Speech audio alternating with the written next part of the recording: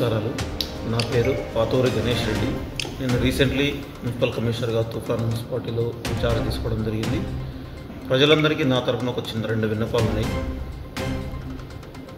మీ ఇంటికి వచ్చే చెత్త బండికి మాత్రం చెత్తను సపరేట్గా ఇవ్వండి. తడి పొడి మీరు చెత్త సపరేట్గా ఇవ్వడం వల్ల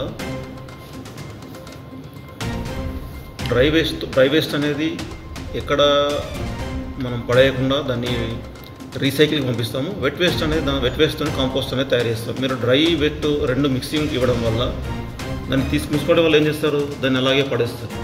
అట్లా కాకుండా దయచేసి ప్రజలందరూ డ్రై వెట్ వేరు ఇస్తే డ్రై వేస్ట్ అంతా రీసైక్లింగ్ పంపిస్తాము. వెట్ వేస్ట్తో మాన్యూర్ తయారు చేసి మళ్ళీ అది మీకే సప్లై చేస్తాం. అంటే మీ చెట్లకు వేసుకోవడం కానీ పొలానికి వేసుకోవడానికి కానీ ఉపయోగపడుతుంది.